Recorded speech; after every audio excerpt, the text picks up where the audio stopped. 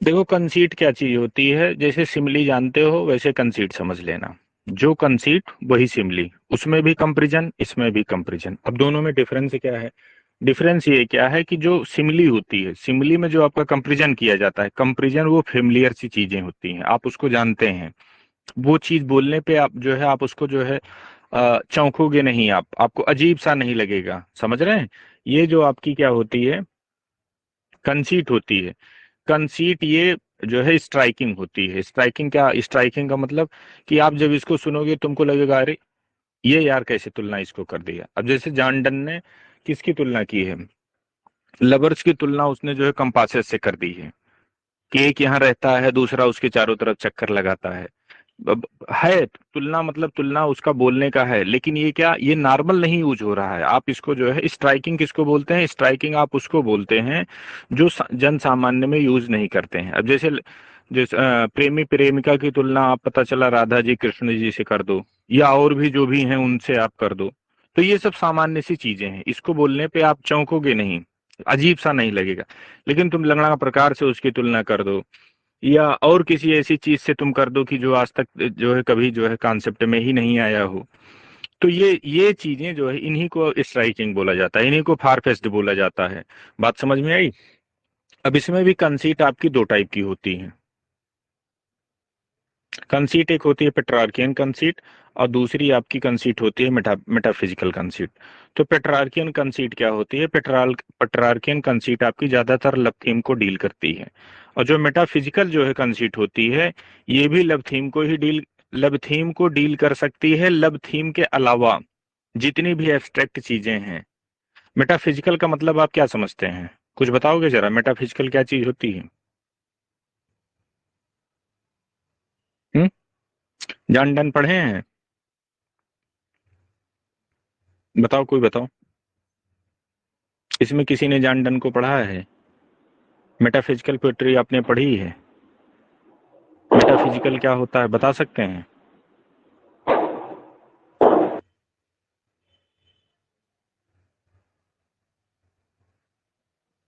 कि नहीं बताने, नहीं बताने के लिए कसम खाएं? देखो, मेटाफिजिकल का जैसे नाम लिया जाता है, आपके दिमाग में तुरंत एक चीज आती है। तुरंत क्या आता है? कि जो इस फिजिक के मेटा हो, मतलब इस फिजिक के परे हो, मतलब इस फिजिक की जहां पे बात है, फिजिक मतलब आपका शरीर, तो इस शरीर के परे क्या चीज हो जाती है? आत्मा परमात्मा। ठीक। दिमाग में सबसे पहले मेटाफिजिकल का नाम लेते तुम्हारे आत्मा परमात्मा ही आता है।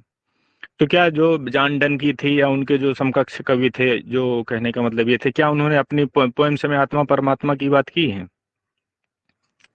सोल और जो है जो है ग्रेट सोल, इन सब का खाली इन्हीं सब की चर्चा हुई है? ऐसा तो है नहीं। मेटाफिजिकल कहने का मतलब जो फिजिक्स से मेटा हो। फिजिक्स से मेटा जैसे क्या है? तुम्हारी लब भी है।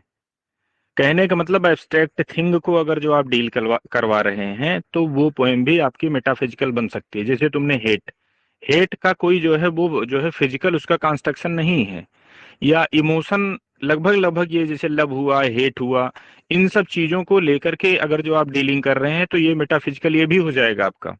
बात समझ रहे हैं? मेटाफिजिकल का मतलब सिर्फ आत्मा परमात्मा ही नहीं होता है, कहने का मतलब इस फिजिक के परे। तो इस फिजिक के परे क्या चीज है? फिजिक का मतलब आपका भौतिक शरीर। भौतिक शरीर वो चीज है जो आपको आंखों से दिखता है। बात समझ में आए? मेटाफिजिकल मतलब इस भौतिक शरीर के परे। तो इस भौतिक शरीर के परे आत्मा परमात्मा के अलावा भी कुछ चीजें हैं, तो वो चीज भी आपको यहाँ पे देखने को मिलेगा। तो मेटाफिजिकल कंसीट क्या है? पेट्रार्कियन कंसीट से इसका दायरा बड़ा हो जाता है। वो सिर्फ लव थीम तक ही जो है कंसाइज होकर रह जाता है। ये लव थीम के अलावा भी जो मेटाफिजिकल चीजें हैं, जैसे आपका हेट हुआ, लव हुआ, या और भी जो मतलब सोल या फादर सोल, इनकी सबकी बात होती है, तो ये सब सारी मतलब इनका दायरा और बड़ा हो जाता है। बात समझ में आई आपको? सर एक बार पिटारकन कॉन्सेप्ट बता दीजिए। पेट्रार्कियन कंसीट आपकी लव थीम को ज्यादा डील करती है। इसका जो है सेंटर ऑफ अट्रैक्शन क्या होता है? लव ही होता है। समझ रहे हैं? और जो आपकी ये मेटाफिजिकल कंसीट होती है, ये लव के साथ साथ इसका दायरा और बढ़ जाता है। जैसे हेट को भी डील कर ले, समझ रहे हैं, जेलसी को भी डील कर ले। कहने का मतलब ये फिजिक के परे जो चीजें हैं वो इसका दायरा उस मतलब इस टाइप की चीजों से भी ये तुलना कर सकता है। जैसे हेट के लिए कोई क्या तुलना आप कर सकते हो, आप उस पे लगाओ। आप और जेलस के लिए आप क्या कर सकते हो, आप उसके लिए तुलना लगाएं। बात समझ रहे हैं आप हमारी, हम क्या बोलना चाहते हैं? ये चीज समझ में आई कि नहीं आई? ना समझ में आई तो मैं दूसरा तरीका लगाऊं। सर एब्स्ट्रैक्ट थिंग्स इसमें आएंगी। हाँ अब, हाँ एब्स्ट्रैक्ट थिंग्स आएंगी। तो अब आप एब्स्ट्रैक्ट थिंग के लिए कंपैरिजन करने के लिए क्या यूज करोगे? जो एब्स्ट्रैक्ट थिंग रहेंगी, अब उसमें क्या है, उसमें जो आपका पेट्रार्कियन कंसीट था वो सिर्फ लब तक ही सीमित होकर रह गया। उसने एक चीज क्या पकड़ा, लब। और ये मेटाफिजिकल क्या पकड़ रहा है, लब के अतिरिक्त भी ये बहुत बहुत सी सारी चीजें जो है पकड़ रहा है। बात समझ रहे हैं? जैसे जेलस हुआ या और भी चीजें हुई, जब आप मेटाफिजिकल पोएट्री पढ़ेंगे तो ये सब सारी चीजें आप पाएंगे। सोल, सोल फादर सोल मतलब ये आत्मा परमात्मा जिसको जो है बोला जाता है। इन सब कहने का मतलब बस मोटा मोटी ये समझ लेना कि मेटाफिजिकल जो कंसीट होती है, कंसीट का मतलब कंपैरिजन, तो मेटाफिजिकल पोएट्री में जो तुलना की जाती है, जो कहने का मतलब आप उसमें उपमा देते हैं, वो उसका दायरा बड़ा होता है। अब जैसे जेलस के लिए भी उसने जो है कोई उपमा कर दी कि पता चला कि जेलस के लिए उसने तुलना जो है किसी ऐसे ऑब्जेक्ट से कर दी कि जो आपको स्ट्राइकिंग लगा। लब के लिए भी जो है किसी ऐसे ऑब्जेक्ट से कर दी जो आपको स्ट्राइकिंग लगा। हेट के लिए आपने मतलब ऐसा किया जो आपको स्ट्राइकिंग लगा, जन सामान्य में यूज ना होता हो। बस ये दोनों अंतर है इन्हीं में।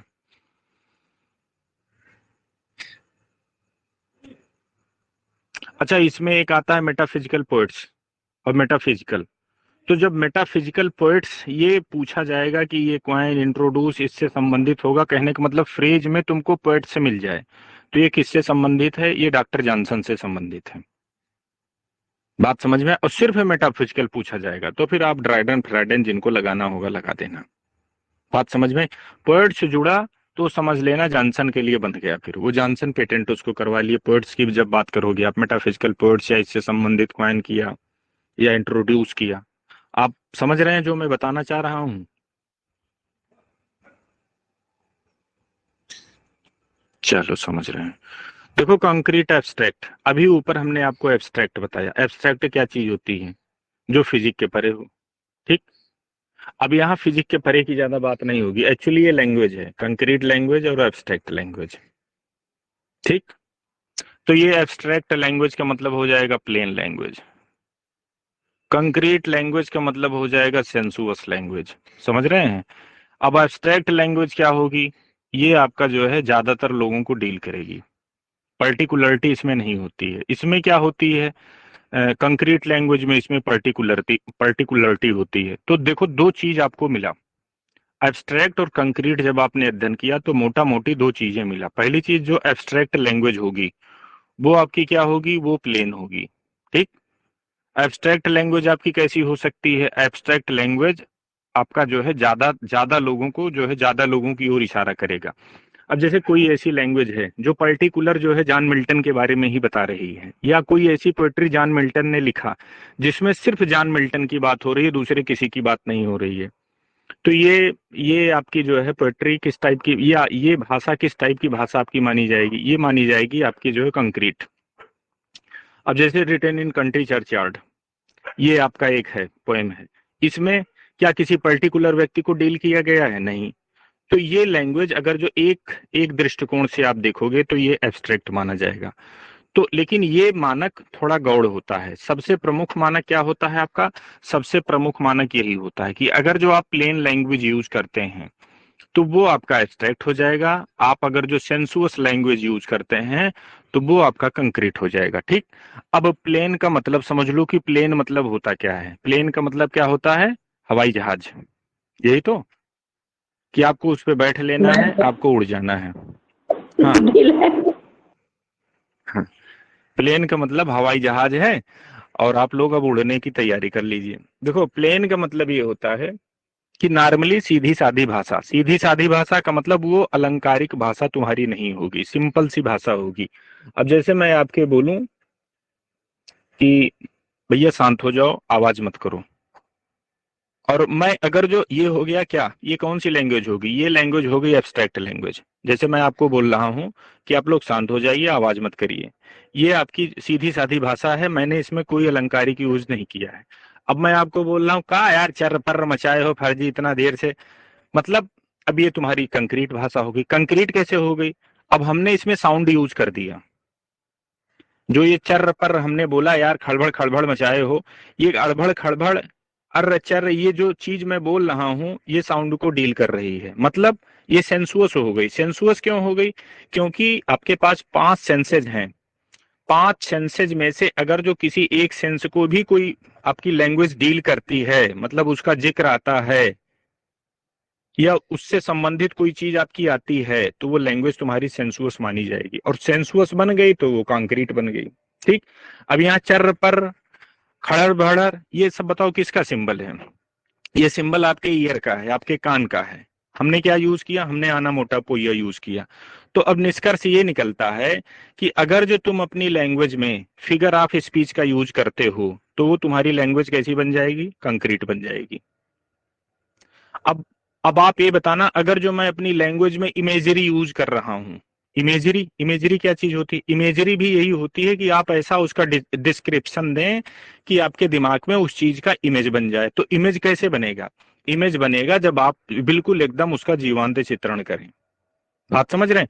तो आपकी इमेजरी भी आपकी जो है, अगर जो आपने इमेजरी का यूज किया है कहीं, और अगर जो आपसे लैंग्वेज पूछी जा रही है कि कौन सी लैंग्वेज यहाँ पे है, तो आप उसको कंक्रीट लैंग्वेज बोल सकते हैं। बात समझ में आई आपको। तो ये फिगर ऑफ स्पीच नॉर्मली आप ये समझेंगे कि आप अगर जो फिगर ऑफ स्पीच यूज कर रहे हैं, मतलब फिगर ऑफ स्पीच, ये तो हमने गलत शब्द यूज कर दिया, अगर जो आप फिगरेटिव लैंग्वेज यूज कर रहे हैं, फिगरेटिव लैंग्वेज, तो वो आपकी जो है भाषा कैसी मानी जाएगी, वो आपका जो है लेख कैसा माना जाएगा, वो कंक्रीट माना जाएगा। अब जैसे मैंने कोई पोएम लिखी, मैंने उसमें जो है एक शब्द डाल दिया नंबनेस। ठीक। ये इनकी जॉन कीट्स की आप पोएम पढ़ेंगे तो उसमें नंबनेस वंबनेस यूज, तो नंबनेस बताओ, अब ये नंबनेस हमने शब्द डाला तो मुझे इसी से पता चल गया ये कंक्रीट हो गया। कैसे, क्योंकि नंबनेस बताओ किसको डील करता है, नंबनेस आपकी स्किन को डील करता है, त्वचा को डील करता है, मतलब सुन्नपन। तो सुन्नपन किससे संबंधित है, आपकी स्किन से संबंधित है। तुरंत ये तो कंक्रीट तुम्हारा बना दिया। बात समझ रहे हैं। तो ये जो है कंक्रीट ये चीज होता है, एब्स्ट्रैक्ट ये चीज होता है। एब्स्ट्रैक्ट का मतलब without figure of speech use किए हुए अगर जो कोई आप जो है मतलब अपनी एक भाषा यूज करते हो या एक कोई आप लेख लिखते हो, तो ये आपका जो है एब्स्ट्रैक्ट माना जाएगा। समझ रहे हैं। जैसे एप्लीकेशन लिखने के लिए मैंने एक पेज लिया, और जो है सॉरी, एप्लीकेशन लिखने के लिए मैंने एक पेज फाड़ा, और जो है उस पर मैंने एप्लीकेशन लिखा लिखा और प्रधानाचार्य जी को मैंने दे दिया। अब मैं इसको फिगरेटिव लैंग्वेज में अगर जो बताना चाहूंगा तो ऐसे बोलूंगा कि मैंने चर्र से एक पन्ना फाड़ा और सर सर सर सर उस पर हमने लिखा, उसके बाद प्रधानाचार्य जी को दे दिया धड़ाक से। ठीक। तो अब इसमें दो दो तीन शब्द मैंने जो फ्रेजेज यूज कर दिए हैं उससे ये कंक्रीट लैंग्वेज बन गई। जैसे चर्र, चर्र किससे संबंधित है, कान से संबंधित है। ठीक। सेंसुअस बन गया। Sensuous language, concrete language, figurative language, ये सब आपस में जो है इंटरकनेक्ट हैं। समझ रहे हैं। अगर जो कोई लैंग्वेज सेंसुअस है तो अब वो आप ये फिगरेटिव लैंग्वेज हो जाएगी। कोई लैंग्वेज अगर जो सेंसुअस है तो वो कंक्रीट हो जाएगी। बात समझ रहे हैं। तो ये सब आपस में अच्छे से जो है गुथे हुए हैं। चलो अगले दरवाजे पर चलते हैं। अब ये देखो, यहाँ आपको नंबरनेस मिला, समझ रहे हैं। तो ऐसे ऐसे कुछ शब्द होते हैं जो ये देखने के बाद आप उसको तुरंत जो है फाइंड आउट कर लेंगे। अब ये जैसे माई, माई आ गया, तो माई क्या है, पर्टिकुलरिटी इसमें इसने ला दिया। हालांकि ये पर्टिकुलरिटी पुराने समय में माना जाता था, मॉडर्न कॉन्सेप्ट ये है अब इस पर्टिकुलरिटी को उतना प्रभावी नहीं माना जाता है कि सिर्फ अगर जो पर्टिकुलर आप अपना लेख लिखते हैं तो उसी के बेस पे कंक्रीट मान लिया जाएगा। वो लगभग ना के बराबर होता है। लेकिन हाँ, पहले पहले जमाने में या जो पुराना कॉन्सेप्ट था जो है इसका कंक्रीट मानने का, तो कंक्रीट मानने का पुराना आपका पैटर्न यही था कि अगर जो आपने पर्टिकुलरिटी भी डील किया तो भी उसको वो कंक्रीट मान लेते थे। बात समझ रहे हैं। लेकिन अब इस पे जो है पर्टिकुलरिटी पे उतना फोकस नहीं कर रहे हैं। फोकस है लेकिन उतना फोकस नहीं है। अब ज्यादा फोकस किस पे है? अब ज्यादा फोकस जो है फिगरेटिव लैंग्वेज पे है, आपका सेंसुअस लैंग्वेज पे है।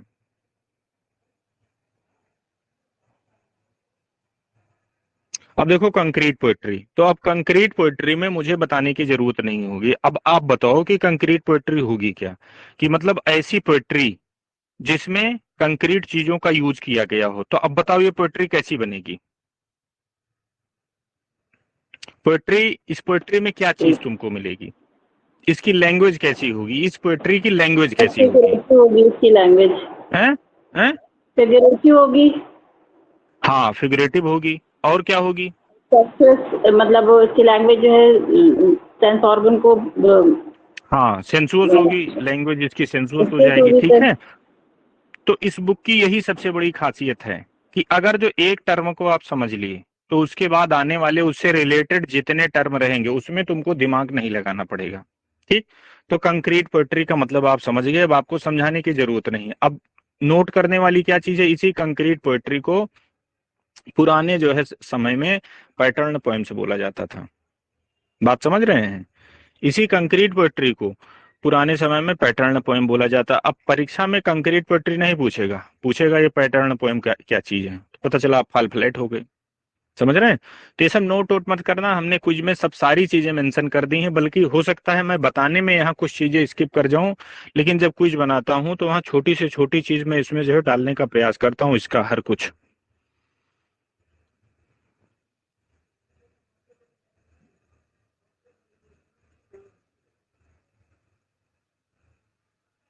अब यहाँ इन्होंने कंक्रीट पोएट्री के बारे में बताया है कि आगे कहाँ कहाँ इसका जो है विकास हुआ, ये उतना जरूरी नहीं है। कंक्रीट पोएट्री बस आप सुन लेना, बस आप तुरंत समझ जाना कि कंक्रीट पोएट्री है क्या। अब कन्फेशनल पोएट्री क्या होती है? कन्फेशनल पोएट्री का मतलब, कन्फेस का मतलब पहले समझो। कन्फेस का मतलब एक चीज होता है, जैसे क्रिश्चियन रिलीजन में या जो भी यहाँ पे अगर जो क्रिश्चियन रिलीजन से संबंधित कोई लोग होंगे या नहीं भी हैं, आप लिटरेचर के स्टूडेंट हैं, तो आपको लगभग लगभग सारे रिलीजन के बारे में जानकारी होनी चाहिए, और स्पेशली क्रिश्चियन रिलीजन के बारे में। क्यों? क्योंकि ब्रिटेन का जो है आप कल्चर या ब्रिटेन का जो है लिटरेचर आप पढ़ रहे हैं। देखो क्रिश्चियन रिलीजन में क्या होता है, वहां एक परंपरा होती है कन्फेस वाली। ठीक। जैसे आप जो है पुराने समय में आपने सीरियल उरियल महाभारत ये सब देखा होगा, तो उसमें आपने सुना होगा एक शब्द वहां यूज करते हैं, पश्चाताप। पश्चाताप का मतलब क्या होता है? जैसे किसी ने अनजाने में कोई, अनजाने या जाने में कोई आपने अपराध कर दिया। अब आपसे अपराध हुआ, गलती हुई, आपने क्राइम किया, फिर आपके मन में हुआ यार ये मैंने गलत कर दिया। तो गलत कर दिया तो वो बताते हैं कि कोई गुरुजी हैं, गुरुजी के पास जाते हैं, नतमस्तक होते हैं। उसके बाद कहते हैं कि गुरुजी मैंने बड़ा गड़बड़ काम कर दिया है, अब मैं क्या करूं? तो गुरुजी कहेंगे पश्चाताप करो। पश्चाताप करने का मतलब कि ईश्वर के सामने जो है आप अपने सारे अपराध को कबूल कर लीजिए कि मैंने ये किया है, और इसके लिए जो है जो भी दंड होगा मैं उसको भोगने के लिए तैयार हूँ। तो इससे ये माना जाता है कि आपके अपराध कट जाते हैं। सेम यही पैटर्न आपके जो है इसमें क्रिश्चियन रिलीजन में भी है कि जो भी वो क्राइम करते हैं वो फिर उनके सामने, प्रभु यीशु मसीह के सामने जाकर के अपने अपराध वो लोग स्वीकार करते हैं कि मैंने ये चीज किया। ठीक। तो अब बताना, माई जरा मत निकल लो। तो कन्फेशनल पोएट्री अब किस टाइप की होगी? अब देखो मैं तुमको जो है कन्फेशनल पोएट्री का चश्मा दिखा रहा हूँ। देखो पहली चीज, कन्फेशनल पोएट्री क्या होगी?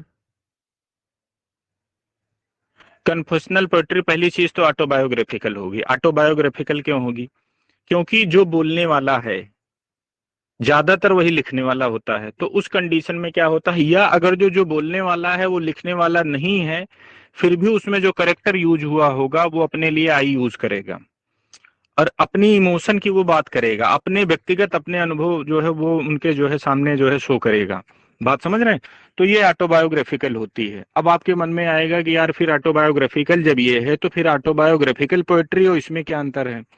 तो देखो ऑटोबायोग्रा जो जैसे एक पोएट्री मैं आपके सामने डालूं कि ऑटोबायोग्राफिकल पोएट्री, फिर एक मैं डाल रहा हूं उसके समतुल्य कन्फेशनल पोएट्री, दोनों में डिफरेंस क्या होगा? दोनों में तो आपने आज जो है अपनी जो है वो डाली है, आत्मकथा डाली है, अपने बारे में बताया है, या अपने अंदर वाली चीजों में। तो कन्फेशनल पोएट्री में सिर्फ क्राइम, आप अपने क्राइम के बारे में आप जिक्र करते हैं। और जो ऑटोबायोग्राफिकल पोएट्री होती है उसमें कोई जरूरी नहीं कि आप अपने क्राइम के बारे में ही जिक्र करें, आप अपनी अच्छाइयों के बारे में भी वहां जिक्र करते हैं, आप अपने जीवन के और पहलू करते हैं। उसी में एक छोटा सा पहलू आपका क्राइम वाला भी है, लोग उसको डालते हैं, कभी कभी नहीं डालते हैं। तो कन्फेशनल पोएट्री कहने का मतलब यहाँ वही चीजें ज्यादातर आपको देखने को मिलेंगी जो आपको जो है क्राइम के जो है सेंस में माना जाएगा, वो जो है क्राइम ही माना जाएगा। तो कहने का मतलब कन्फेशनल पोएट्री को आप मोटा मोटी ऐसे समझ सकते हो कि कन्फेशनल पोएट्री वो क्राइम वाली पोएट्री होती है कि जिसमें जो है जो बोलने वाला होता है, स्पीकर होता है, वो अपने क्राइम को एक्सेप्ट करता है। बात समझ में आई आपको?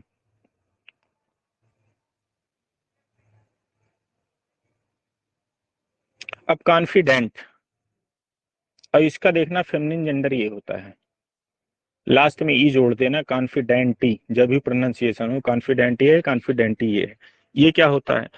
तो कहते नहीं भैया कॉन्फिडेंट जो है कॉन्फिडेंटल है या जो भी है इस टाइप का, मतलब कहने का मतलब क्या होगा कि गोपनीय टाइप में, या आप इसको बोल सकते हैं विशेष टाइप में। तो कॉन्फिडेंट का मतलब एक ऐसा करेक्टर होता है कि जिससे जो है जो घटना का प्रोटागोनिस्ट होता है, या जो सॉरी जो एक कहानी होती है, जो उसका मुख्य किरदार होता है, वो अपने मन की सारी बात इससे शेयर करता है, कॉन्फिडेंट से। समझ रहे हैं? अब इसमें आपको आगे मिल सकता है क्या?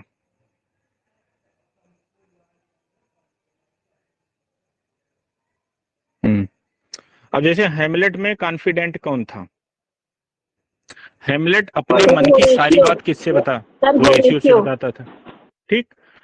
तो अब ऐसे करके धीरे धीरे जितने प्ले होंगे, थोड़ा आप दिमाग दौड़ाना कि एंटोनी क्लियोपेट्रा में कौन था, और जो है उथैलो में कौन था, कि मतलब जो है, और इसमें किंग लियर में कौन था। कोई जरूरी नहीं कि सारे प्ले में हो, ये भी हो सकता है कि सारे प्ले में न हो, किसी किसी में हो, किसी किसी में न हो। तो कॉन्फिडेंट, अगर जो जेंट्स है तो कॉन्फिडेंट बोलोगे, अगर जो वो मैस्कुलिन वो फेमिनिन जेंडर का कोई है तो उसको कॉन्फिडेंट ही बोलोगे, स्पेलिंग में परिवर्तन आ जाएगा। ये एक करेक्टर होता है, करेक्टर होता है। और ये ऐसा करेक्टर होता है कि जो आपका जो है कहानी का जो मेन किरदार होता है या मेन पात्र होता है, उसका ये सबसे करीबी या अंतरंग टाइप का मित्र होता है, या हो सकता है मित्र न हो, सेवक हो उसका। लेकिन ये अपने मन की सारी बात जो है इससे शेयर करता है। अच्छा, इस शेयर कर मतलब इसको डाला क्यों जाता है लिटरेचर में, कि जैसे इसका यूज क्या है? तो इसका यूज ये है कि देखो, अपने मन की बात, जैसे मेरे मन में जो वो चल रहा है, जैसे वो कौन था, हेमलेट था। हेमलेट की पापा की हत्या हो गई है और जो भी है सब आया है, उसके बाद वो कर रहा है टू बी और नॉट टू बी। तो मन की बात बोलने के लिए वो स्टेज पे खड़ा होके ऐसे जो है कर रहा है कि मैं अपने मन की बात जो है मुंह से नहीं बोल रहा हूँ, मन में ये मेरे चल रहा है, लेकिन दर्शक इसको सुने इसलिए वो मुंह से भी बोल रहा है। तो इतना उसको ड्रामा करना पड़ रहा है, तो ये नेचुरल सा नहीं लगता है। अगर जो आप साली लकी का यूज करोगे तो ये नेचुरल सा नहीं लगता है, तुमको लगेगा यार इसके मन की बात चल रही है तो मुंह से बोल रहा है।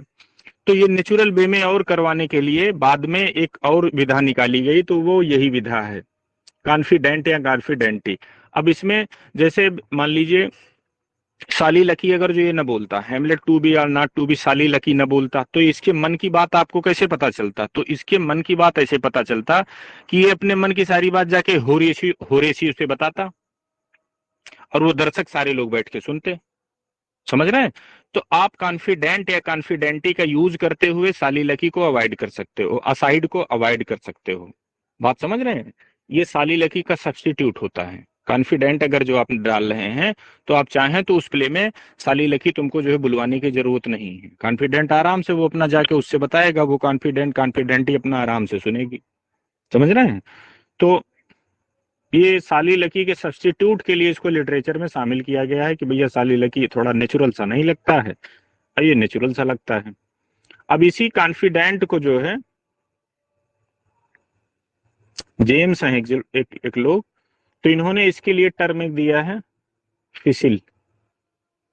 ये टर्म आप याद रखना, कॉन्फिडेंट तो तुमको पता चल जाएगा, नाम से ही जो है क्लियर है कहाँ कोई जो है विशेष विशेष आदमी ही होगा जो होगा, लेकिन ये वाला आप भूल जाओगे, तो इसको आप याद रखना।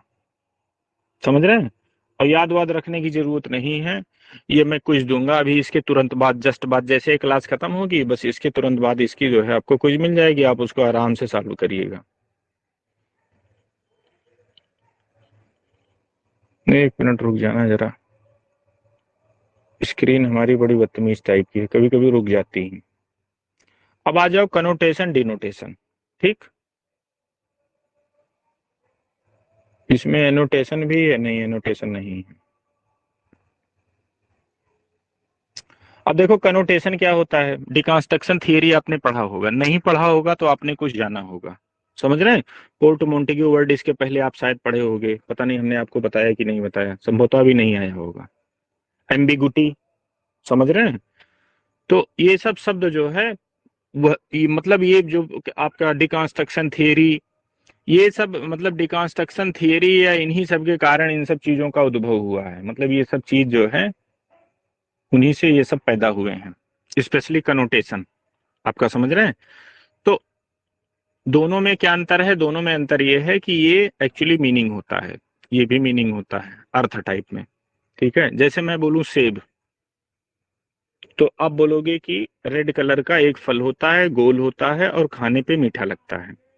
ठीक, अब मैं बोलूं सेब, तो उसका मतलब अगर जो लब निकाला जाए, आप ये सपोज कर लो कि अच्छा ये लब के लिए भी यूज हो सकता है भाई, क्योंकि गुलाब भी लाल होता है, ये भी लाल होता है, तो जो है लब के लिए, तो अब आप क्या मीनिंग निकाल लिए? सेब बराबर लब, सेब बराबर प्यार। तो अब ये जो प्यार वाली मीनिंग निकली, लब वाली मीनिंग निकली, क्या ये सेब के लिए है? सेब के लिए नहीं है। तो अब यही आपकी हो गई क्या? कनोटेशन। अब जैसे होम, होम अगर जो मैं, होम का मतलब क्या होता है? घर। घर का मतलब अगर जो मैं कंक्रीट से निकालूं कि दीवारें होंगी, ऊपर एक छत होगा और भी अंदर चीजें होंगी, तो ये क्या हो गया? ये हो गया डिनोटेशन। अब होम का मतलब मैं अर्थ लगा लूं कि यार उसमें घर पे तो बड़ा सुकून रहता है, जाओ हर चीज मिलती है और जो है अच्छी खासी केयर होती है, तो घर का मतलब मैं सुकून से लगाऊं, घर का मतलब मैं कंफर्ट से लगाऊं। तो ये हो गया जो है आपका कनोटेशन। तो कनोटेशन डिक्शनरी मीनिंग नहीं होती है, डिनोटेशन डिक्शनरी मीनिंग होती है। जैसे एप्पल, एप्पल तुम डिक्शनरी में जब सर्च करोगे तो उसका मतलब वही आएगा कि सेब, लेकिन एप्पल का मतलब डिक्शनरी में आपको जो है लब से नहीं मिलेगा, आपको पीस से नहीं मिलेगा। होम जब सर्च करोगे तो होम का मतलब वही कंक्रीट वाली चीज आएगा कि दीवार और ये इस टाइप की मीनिंग तुमको वहां मिलेगी, लेकिन होम का मतलब डिक्शनरी में आपको पीस नहीं मिलेगा, शांति नहीं मिलेगी। तो देखो डी, इसको याद करने का सिंपल सा तरीका, डिनोटेशन, डी फॉर डिनोटेशन और डी फॉर डिक्शनरी। समझ रहे हैं? तो एकदम एग्जैक्ट मीनिंग अगर जो किसी चीज की आप बताते हो, जो उस है रूढ़ है, वो उसके लिए फिक्स है, वो होती है आपकी क्या? वो होती है आपकी डिनोटेशन। आप उसकी उसकी भावनाओं से जुड़ी चीजों को आप बताते हैं, तो वो होती है आपको कनोटेशन। अब जैसे रोज, रोज को मैं एज ए फ्लावर काउंट करूं तो ये हो गया इसका डिनोटेशन। अब रोज को एज ए मैं लब काउंट करूं तो ये इसका हो गया कनोटेशन। बात समझ रहे हैं? तो ये कनोटेशन आपका जो है भावनात्मक मीनिंग होती है, उसकी भावनाओं से जुड़ी मीनिंग होती है, वो डायरेक्ट मीनिंग नहीं होती है। और आपका डिनोटेशन ये डायरेक्ट मीनिंग होती है। और एक इसी में आता है आपका एनोटेशन। एनोटेशन का मतलब होता है टीका टिप्पणी। टीका टिप्पणी का मतलब क्या होता है? जैसे रामायण रामचरितमानस आपने पढ़ा होगा, तो रामचरितमानस में कई राइटर्स ने अपना एक्सप्लेनेशन किसी किसी चीजों पे दिया है, जैसे फलाने के अकॉर्डिंग टू ये, इस दोहे का मतलब उन्होंने एक दूसरी तरीके से निकाला, और उसको पढ़ने के बाद अब दूसरे कोई विद्वान आए, उन्होंने पढ़ा, फिर उसमें पर्टिकुलर एक शब्द का मतलब उन्होंने कुछ दूसरे से निकाला। समझ रहे हैं? तो जितने स्कॉलर्स आते हैं वो अपना एनोटेशंस जोड़ते रहते हैं, जैसे जितने एडिशंस बदले जाएंगे, जैसे एडिशंस की संख्या, जैसे first edition, second edition, third edition, तो जितने एडिशंस निकलते जाते हैं उतने जो है एनोटेशंस आपके बढ़ते जाते हैं, उतने लोगों से जो है उतने लोगों की राय जो है पब्लिशर लेता है। वो पर्टिकुलर एक वर्ड का जो है अपने मतलब अपने अकॉर्डिंग टू जो है वो व्याख्या करते हैं, और वो व्याख्या जो है प्रमाणिक होती है। प्रमाणिक का मतलब जैसे एक कैनन बना होता है।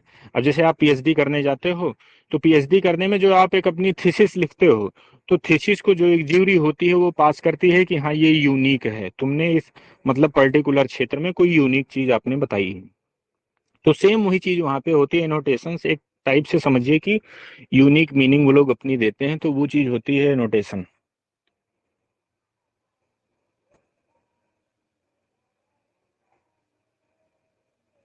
और बाकी इसमें कुछ एनोटेशन डिनोटेशन दिए गए हैं, वो हमने आपके जो है क्विज में जिक्र कर दिया है, वहां से आप पढ़ेंगे तो आपको बड़ा अच्छा लगेगा। अब देखो आ गया कन्वेंशन। कन्वेंशन क्या चीज होती है? कन्वेंशन आपकी वो चीज होती है,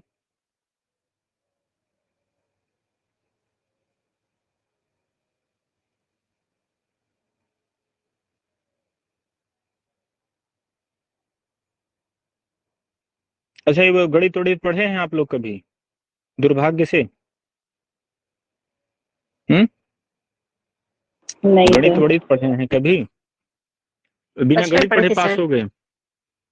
माना कि चार व्यक्ति बराबर इतने, तो तीन व्यक्ति बराबर इतने, तो उसमें मान लिया जाता है। और वो मान लिया जाता है तो उसमें क्वेश्चन तुम क्रिएट नहीं करते हो, सर माने हैं लेकिन वो आदमी हमको नहीं दिख रहे हैं। कभी ऐसा क्वेश्चन मास्टर से पूछा आपने अपने? जैसे मास्टर जी लगाते हैं कि माना कि एक आदमी बराबर चार आदमी, माना कि एक्स बराबर एक आदमी, ऐसा है? तो एक्स बराबर एक आदमी हो जाता है वहां पे? बताओ। एक्स बराबर एक आदमी हो जाता है, सिर्फ माना जाता है। ये आपका जो है मास्टर का और आपका ये एक जो है कहने का मतलब बांड होता है कि वो जो बोलता है बिना मन में आप क्वेश्चन किए उस चीज को आप एक्सेप्ट कर लेते हो, बिना किसी क्वेरी के, और वो आपको डिस्टर्ब भी नहीं करता है। इसी चीज को बोला जाता है कन्वेंशन। समझ रहे हैं? अब जैसे स्टेज तुमने देखा है कभी? आपने जो है नौटंकी देखी होगी या थिएटर में गए होगे, आपने देखा होगा वहां तीन वाल होती है लेकिन माना क्या जाता है चार वाल। कि कभी तुमने क्वेश्चन किया है कि जैसे मैं एक कमरे का सीन आपको दिखा रहा हूँ कि राजा रानी कमरे में बैठे हैं, बात कर रहे हैं राजनीति के बारे में कि राज्य व्यवस्था कैसे चलाई जाए, ठीक? वो उनका व्यक्तिगत कमरा है, व्यक्तिगत उनका जो है बेडरूम है।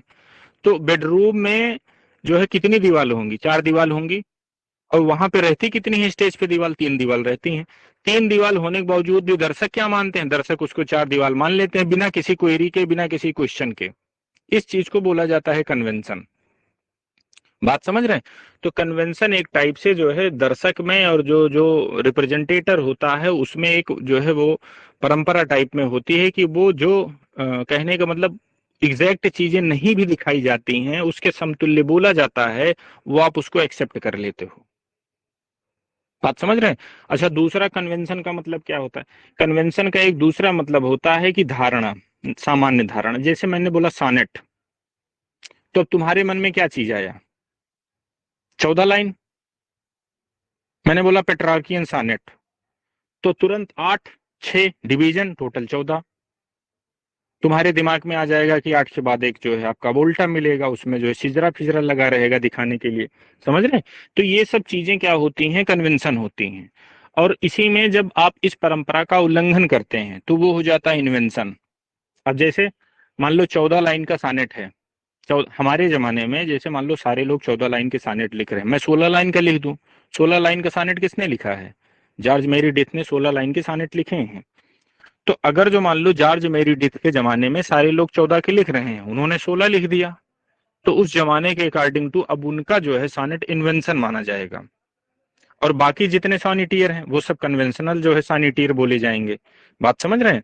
तो आप अपने टाइम पीरियड से जब अगेंस्ट कोई काम करते हो, अब जैसे मान लो सभी मेरे पीरियड में सारे लोग 16 लाइन के सानेट लिख रहे हैं, मैं भी 16 लाइन का सानेट लिख रहा हूं, तो ये इन्वेंशन नहीं होगा। बात समझ रहे हैं कि नहीं समझ रहे हैं? अब जैसे theatre in round, theatre in round का मतलब होता है कि उसमें कोई दीवार नहीं होती। जैसे स्टेडियम आपने देखा होगा, स्टेडियम के बीच में अगर जो कोई थिएटर बनाया जाए, जैसे ये सब कब होता है? जब आपने कोई वो देखा होगा कि कोई अच्छे खासे जो है गाना गाने वाले सिंगर उंगर आते हैं, दर्शकों की संख्या बहुत ज्यादा आने की उम्मीद रहती है, तो उनका ओपन स्टेज बना दिया जाता है। फुटबॉल स्टेडियम में पता चला बीच में उनके लिए एक चबूतरा बना दिया गया, उसी पे न उसमें अर्दा है, न पर्दा है, न दीवार है, डायरेक्ट स्टेज शो चल रहा है। ठीक? तो वो थिएटर इन राउंड वही है। थिएटर इन राउंड में नो वाल होता है। तो ये भी आप याद रखना कि थिएटर इन राउंड अगर जो कोई चीज है तो उसमें कोई दीवाल उवाल नहीं होती है, दीवाल की उसमें जो है कोई वो नहीं होता, उसमें कन्वेंशन के थ्रू वो लोग मान लेते हैं।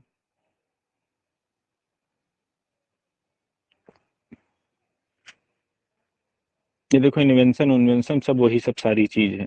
अब जैसे ब्लैंक वर्स में सारे लोग लिख रहे हैं, अब ब्लैंक वर्स छोड़ के अब आपने क्या कर दिया, आपने हीरोइक कपलेट शुरू कर दिया, आपने फ्री वर्स शुरू कर दिया, तो ये इन्वेंशन आपका माना जाएगा। आप अपनी जो है परंपरा के विपरीत काम कर दो तो वो चीज हो जाएगा। अब आ जाओ कोर्टेले लब। कोर्टेले लब क्या होता है? लब तो सारे लोग जानते होंगे, ठीक। हो सकता है थोड़ा मोड़ा आप जो है कभी इधर उधर दब छुप के किए भी हों, जाने अनजाने में। तो क्या है तो लब? जी, कोड मतलब जो राजा महाराजाओं से रिलेटेड हो। हाँ, लब का मतलब रॉयल। होता है प्रेम, और कोर्टेले लब का मतलब निरहु गुरहु का प्रेम नहीं। अब ये या तो राजकुमार राजा राजकुमारियों का प्रेम होगा, जनरल का प्रेम होगा, राजा रानी का प्रेम होगा, इसमें सामान्य जन का प्रेम नहीं दिखाया जाएगा। यही होता है जो है, गरीब आदमी का प्रेम नहीं होगा सर। हाँ, गरीब आदमी का प्रेम नहीं होगा। गरीब जैसे अब इसमें क्या है, अब ये अगर जो इसमें कोर्टेले लब में क्या होगा, अगर जो ये अपनी वो कर रहे हैं अपना जो है जो है लब शो भी करेंगे, तो इनका जो है हाइपरबलिक लब होगा। अब जैसे इनको माला भी देनी होगी, तो पता चला बहुत बड़ी माला बनेगी, इतनी बड़ी माला ये बनवाएंगे, पता चला उसमें 25 आदमी आ जाए, ठीक। अब इनको जो है कोई चीज जो है गिफ्ट भी करना होगा, तो वो गिफ्ट इतना बड़ा होगा कि उसको एक आदमी लेके चलिए तो 8-10 लोग उसको लेके चलेंगे, और राजा जी खाली हाथ लगा देंगे उसमें हल्का सा, और वो रानी जी को जो है, रानी जी भी उसमें जो उनको दिया जाएगा वो भी उसमें हल्का हाथ लगा देंगी। न इनकी पकड़ने की हिम्मत है, न उनकी पकड़ने की हिम्मत है, ठीक है। तो ये यही सब परंपरा जो है कोर्टेले लब की, यही सब परंपरा है। कहने का मतलब कि ऐसा प्यार कि पूरा देश जान जाए कि हाँ राजा जी प्यार कर रहे हैं, ठीक है। और अच्छा, ये कोर्टेले लब होता कहाँ है? कोर्टेले लब आपको ज्यादा देखने का कहाँ मिलेगा? सेवेलरिक रोमांस तुमने सुना है? इसके पहले शायद हमने पढ़ाया होगा। सेवेलरिक रोमांस में तुमको कोर्टेले लब अक्सर देखने को मिलेगा, क्योंकि सेवेलरिक रोमांस में वहां सेवेल जो है ये कौन बनता है, वो राजा राजकुमार ही तो रहते हैं, वो जो है प्रेमिका की खोज में निकलते हैं, उसके लिए जो है या मिलती भी है तो प्रपोज करते हैं हीरोइक स्टाइल में। तो यही सब चीज होती है। अब जैसे हमको आपको जो है प्रपोज करना होगा, तो पता चलेगा कि हम लोग जो है इसका, पता चला मिर्चे का फूल दे के प्रपोज कर दें, भाई वो भी सफेद होता है। अब उनको करना होगा तो वो अपनी उमुदनी कुमुदनी या जो व्हाइट वाला जो है कमल होता है वो लाके जो है प्रपोज करेंगे। बात समझ रहे हैं?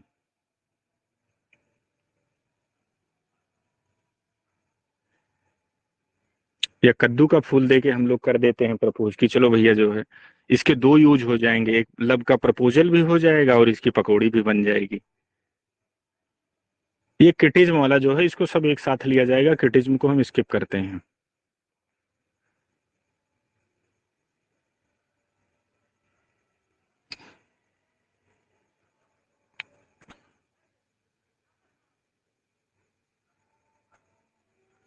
कल्चरल स्टडीज भी अभी छोड़ दिया जाए।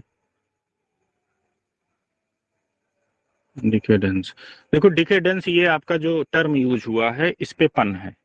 डिकेडेंस का मतलब आप नॉर्मली जो अर्थ निकालेंगे उसका मतलब होता है 10 साल का पीरियड, डिकेड 10 साल का पीरियड।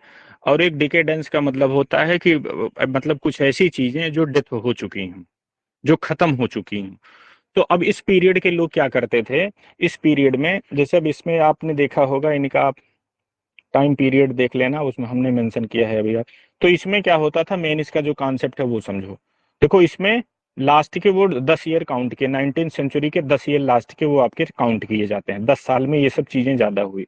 इसमें एस्थेटिक, एस्थेटिक का बोलबाला रहा। एस्थेटिक का मतलब ब्यूटी, वो ब्यूटी जिसमें सेंसुअसनेस हो, सेंसुअस ब्यूटी का बोलबाला यहाँ पे रहा। अच्छा, ये सेंसुअस ब्यूटी देख कहाँ रहे थे?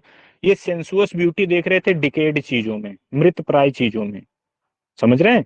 तो मृत प्राय चीजों में जब आप ब्यूटी देख रहे हैं, इस पीरियड की यही टेंडेंसी थी कि डिकेड का मतलब एक हो गया लास्ट के 10 साल, और एक डिकेड का मतलब हो गया कि डेड डेड थिंग्स में इन्होंने जो है ब्यूटी देखी।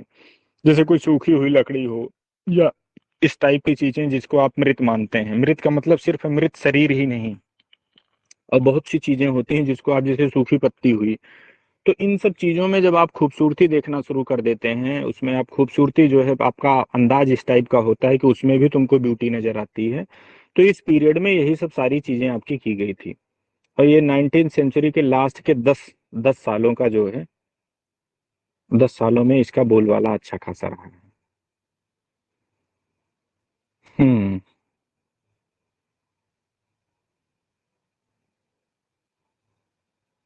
अब आ जाओ डिकंस्ट्रक्शन थियरी, चलो जाने दो, ये थियरी है, इसको छोड़ते हैं।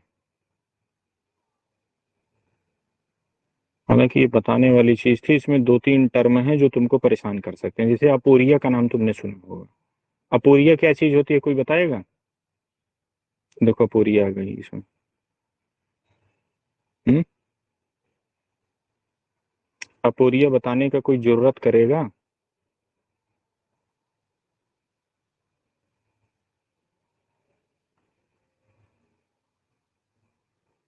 जैसे बताइए। हैमलेट बोला to be or not to be, that is a question. नहीं, कंफ्यूज हम्म। रहेगा इसमें ये कि करना क्या है। हम्म। तो अपोरिया का मतलब कंफ्यूजन है। अपोरिया का मतलब क्या है? कंफ्यूजन।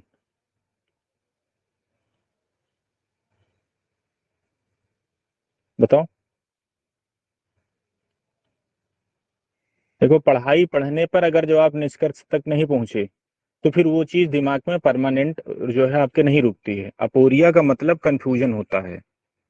आप बोले लेकिन लास्ट में आपका दिल नहीं गंवारा कर रहा है। दिल क्यों नहीं गंवारा कर रहा है? दिल इसलिए नहीं गंवारा कर रहा है कि आपने पढ़ा लेकिन आपने उसकी कब्र नहीं खोदी। कब्र खोदने का मतलब आप उसके हर पहलू से वाकिफ नहीं हो। देखो अब इसमें अपोरिया का मतलब ये समझ लो। देखो मोटा मोटी डिकंस्ट्रक्शन थियरी में क्या होता है, डिकंस्ट्रक्शन थियरी में ये होता है कि वो पर्टिकुलर कोई एक वर्ड लिए, मतलब एक पहलू मैं इसका बता रहा हूँ, पूरा नहीं बता रहा हूँ।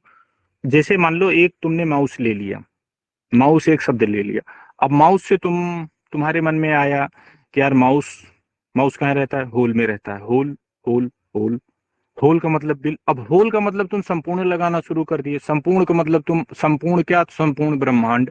तुम ब्रह्मांड पे पहुंच गए। अब ब्रह्मांड पे पहुंच गए तो फिर ब्रह्मांड में तो पता चला ब्रह्मा जी हैं। ब्रह्मा जी के पास पहुंच गए, अरे यार इससे तो नारद जी भी जुड़े रहते हैं। अच्छा, हम लोग रामायण देखा करते थे। ठीक। अब शुरुआत मैंने कहाँ से किया था? यही अपोरिया होता है। कहने का मतलब इतना आगे आप उस मीनिंग में बढ़ जाओ कि शुरुआत तुमने कहां से की थी तुम वही भूल जाओ। यही कंफ्यूजन की स्थिति बोली जाती है अपोरिया। बात समझ में आई? अभी मैं आपको 2-4 मिनट इसी में और खींच देता लंबा तो तुम भूल जाते कि हम होल से शुरुआत किए थे। बात समझ में आई आपको?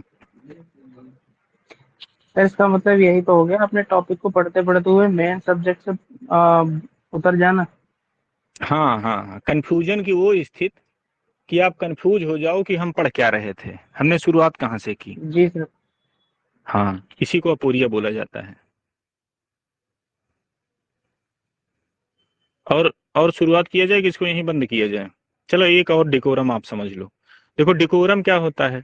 डिकोरम का मतलब, सबसे डिकोरम समझने का सबसे अच्छा मतलब ये होता है, अब जैसे मैं एक शब्द बोलूंगा, कुछ मैं टर्म बोलूंगा, इसका आप डिकोरम बताते चलना। जैसे एक डिकोरम मैं बताऊंगा।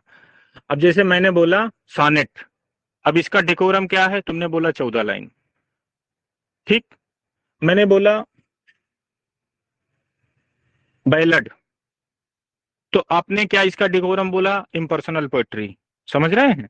मैंने बोला लिरिक, तो आपने क्या बोला? आप बोलेंगे कि सब्जेक्टिव पोएट्री। ये इसका डिकोरम है।